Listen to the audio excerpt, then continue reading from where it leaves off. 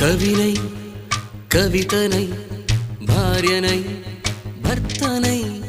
కవినై కవితనై భార్యనై భర్తనై మల్లెల దారిలో మంచు ఎడారిలో మల్లెల దారిలో మంచు ఎడారిలో పన్నీటి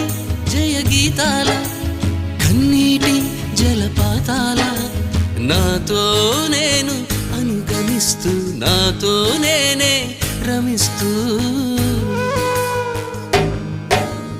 ఒంటరినై అనవరతం